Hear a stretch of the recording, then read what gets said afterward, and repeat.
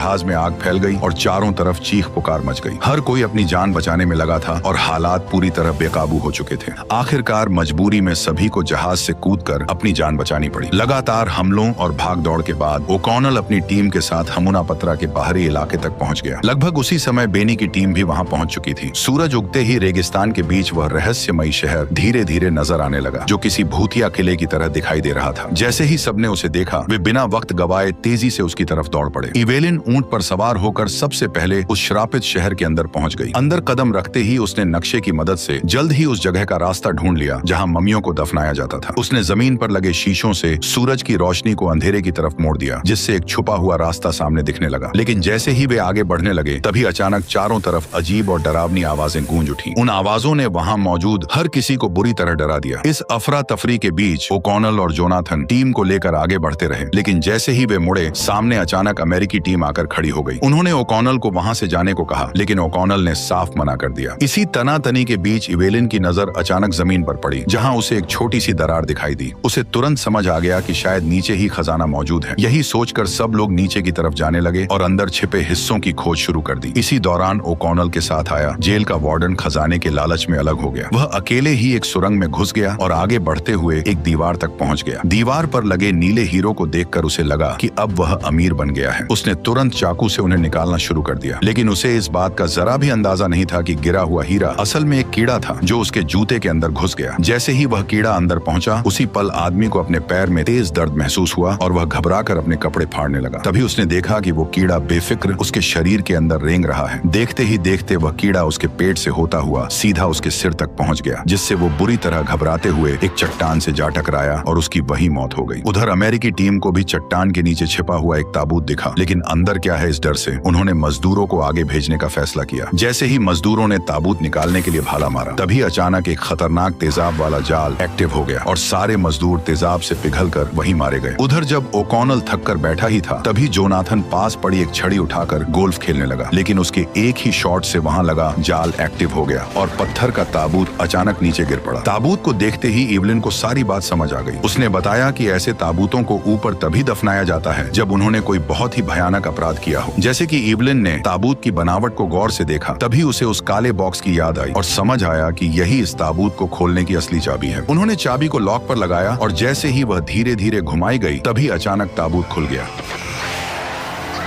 अंदर रखी मम्मी को देखकर पता चला कि वह 3000 साल से ज्यादा पुरानी थी, लेकिन अभी भी उसका शरीर पूरी तरह ठीक था, मानो वह अभी अभी मरी हो। तभी ओकॉनल ने ताबूत के ढक्कन पर गहरे खरोंच के निशान देखे, जिससे साफ हो गया कि उसे जिंदा ही ताबूत में दफनाया गया था। उधर अंधेरी दीवारों में खुद को ढूंढता हूँ, गए जो दिन सहाने थे उन्हीं को सोचता हूँ मैं। तुम्हारे बिन ये मौसम भी बड़ा बेसर्द लगता है। दिल का हर एक कोना अब बहुत ही दूर भरता है। अंधेरी दीवारों में खुद को ढूंढता हूँ मैं, गए जो दिन सुहाने थे उन्हीं को सोचता हूँ मैं।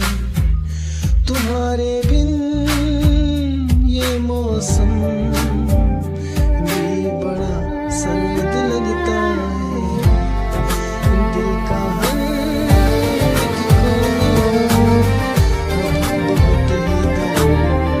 दर्द भरता है। मेरे साए भी मुझसे अब जुदा होने को कहते हैं। तुझे खोने की राहों में ये आंसू बहने लगते हैं। कहाँ जाऊं कहाँ ढूंढूं मेरा वो साजो सामा, तो मेरी हर एक तमन्ना तू, मेरी रूह का मका तू। लकीरों में नहीं लिखा जो तुमने ख्वाब देखा था, वफा की इस कहानी में फकत एक गम ही लिखा था। सितारों से भी पूछता है पता तेरा कहाँ होगा, मगर खामोश है दुनिया, कहाँ मेरा जहाँ होगा। बस एक बार मुड़ के देख ले मेरी बेबसी की सूरत। मुझे है आज भी तेरी वफा की सख्त जरूरत।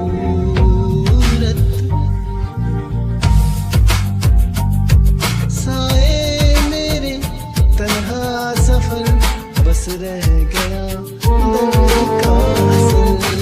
साए मेरे तन्हा सफर बस रह गया दर्द का असर।